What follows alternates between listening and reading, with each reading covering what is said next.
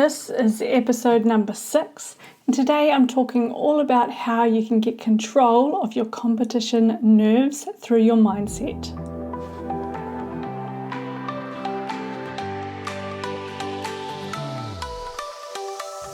Welcome along to the DressageRiderTraining.com podcast.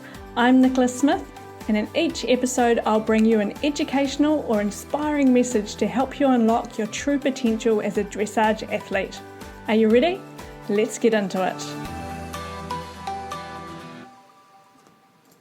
Mastering your competition nerves can really help you perform at your very best. In this podcast, I go into detail about what I try and do and give you some tools you can try out for your next competition to help reduce those nerves. Mindset is everything when it comes to life and of course our riding. And mastering our competition nerves can really help you be there for your horse and ultimately perform your very best on the day. Often our own inner dialogue and chatter can hold us back from being able to do what we love and perform at our very best. Whether it's fears of something that may happen, or worry about what others may be thinking, or worry about what might go wrong with the horse, or having expectations of what the judge might think of your performance. All of this is inner dialogue, and it's thoughts and this type of chatter that can hold us back from being truly present with our horse. Our mindset needs to be strengthened just as much as our body. That's why I think it's just as important as the other 3 elements within our DRT system: suppleness, stamina, stability, and your mindset. So 25% as important as all of those other elements. They all require equal attention. And what I seem to find a lot with my clients is that mindset isn't given the attention it deserves. So I really want to take some time to help you with this. And I thought I would begin with competition nerves, as this is often something that can completely overwhelm us, me included. And I've learnt some strategies over time to help, and I thought you might find them useful as well. You see, I used to get completely exhausted through my competition nerves, through all the thoughts and the chatter that would overwhelm me, from just the thought of whether my horse would load on the float, whether I would get there on time, whether I would get there in one piece, whether I would remember my test, whether this, that or the other. This complete inner dialogue exhausted me, and the whole overwhelm of this thought process can distract you from what you're doing, what you're trying to do there on the day. I remember going to my first competition after about a 10-year break, and by the time I got to the actual arena to enter and do my test, I was completely and utterly exhausted mentally, and I almost just wanted to cry and just shut down from sheer overwhelm as I left that arena. My horse wasn't being easy, so the warm-up in itself wasn't the most pleasant of times, and even just trying to remember my test was extremely hard because of my mind being everywhere. I was just letting my mind get overwhelmed with the chatter and the storylines, and by the time I got to the end of the test, I was completely and utterly drained. The scores pretty much reflected my distracted mind. All I could think about now, looking back, is my poor horse. I was trying to remind myself the whole time during this season, I should be enjoying this. This is what I've wanted to do for so long. And yet in that moment, everything else was clouding my judgment and I simply couldn't enjoy it. I wasn't letting myself be present. Instead, I was trapped inside my own head with my own negative mindset, and it won on the day. Over the next couple of seasons though, I've spent more time working on my mindset and how to master it and help me perform at my best and be there for my horse. As my mindset has improved, so has my riding. So it's about training your mind as much as we train our body and as much as we train our horse. One of the best skills I've learned is the ability to let go, to create focus anchors in my everyday life and in my riding and in my competition setting. I train this through meditations, and I really wanted to share this with you. So I've put together a free competition mindset series of meditations to help you develop these skills. These are free on the website, these are free on YouTube, these are on iTunes, Stitcher, Podbean, Himalaya app, Spotify. They are on the DRT online gym, they're in the app. They're everywhere you can find me, and they are called the Free Dressage Competition Mindset Series. These are meditations to help you develop the skill of letting go. What this series will do is help you remove your negative chatter, reduce your fear, and help you become more present and in the moment. This is what our horses require us to do and to be able to perform at our very best. So as much as you're training your horse, think about training yourself too, but not just physically, emotionally and mentally as well. It's so easy to let our thoughts overwhelm us, and these meditations don't necessarily shut down your thoughts.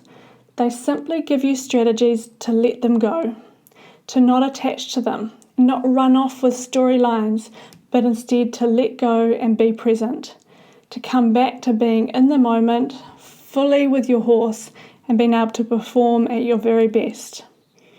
I really can't recommend this sort of training enough. I used to get completely exhausted competing and just mentally drained, and by working on my mindset and staying present, I've been able to manage energy so much better, and I can come home from a competition and not need an entire week to get over it. It's not something that happens right away, but you may find at the start of the season you have to train yourself with the competition setting again, but as time goes on, you'll really start to notice the impact of strengthening your mindset about how this will make you feel and how this will help you with your performance. So not only using this technique throughout your everyday life, but also through your riding and then applying it to the competition setting. There's also other things you can do to help take away the anxiety and stress on the day of competition.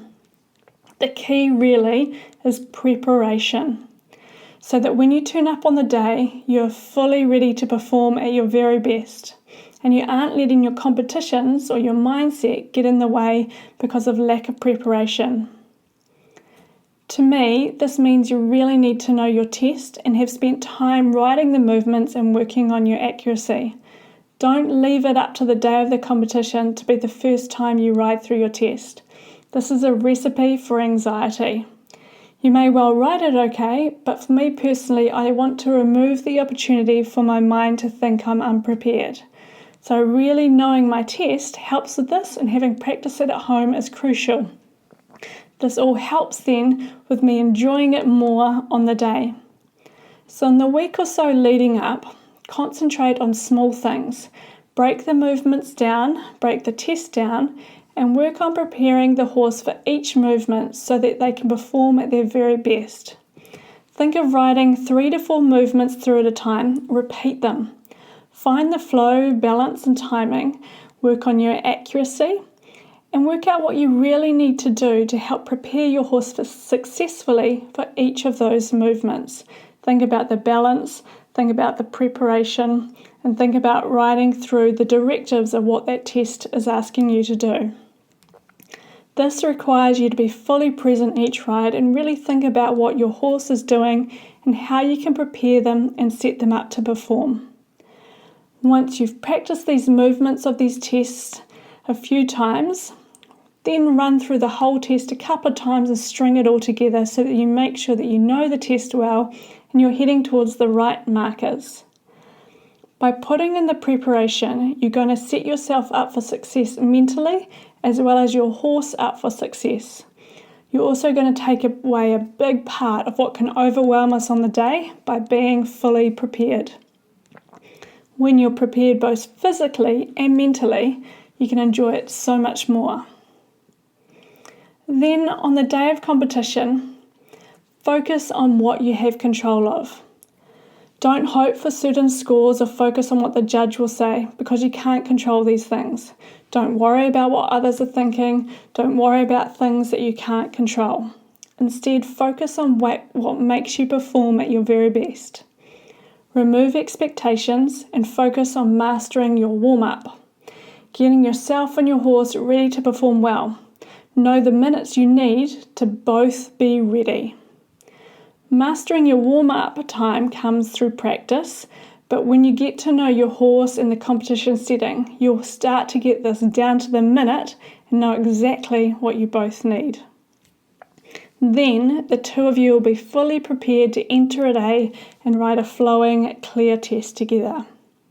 Then when you ride your test, focus on being fully present. In each movement and any time you feel your mind get distracted, come back to your horse, the movement, and finding the flow, just like you practiced in the weeks leading up. Of course, none of this happens overnight. The key, however, is in the process, and I certainly aren't immune. However, when I'm fully present and when I'm fully there for my horse, this is when the test flows. When I've mastered the warm-up, I then have an easy ride, and then I'm able to fully love what I'm doing and know my horse does too, and we're both ready to perform at our best.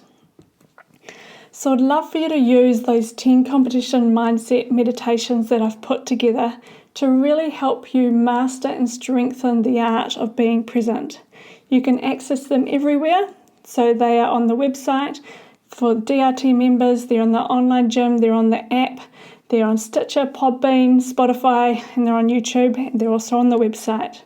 So use them as often as you need and put the time into developing your mindset as much as you do everything else, and notice how this changes your whole experience with your riding. I really hope you find this useful, and I really hope that by mastering your mind, you can really go out there and shine with your horse even more and enjoy what you're doing. Hey, I hope you found that useful. Make sure you give this a thumbs up wherever you're listening to it. Give it a review. I'd love to hear from you. If you'd like me to discuss any certain topics, please do get in touch. I'd love to hear from you. And I'll see you again on the next podcast. That's it for this episode. If you found it helpful, make sure you download my free guide at dressageridertraining.com. It will help you get started on your journey to becoming the best rider you can be. If you know others who might like the show, please do share this with them. My goal is to help others enjoy their riding even more by taking care of themselves as much as they do their horses. And finally, if you have time to give this podcast a review, it would mean the world to me. Thank you so much for listening, and I'll see you on the next episode.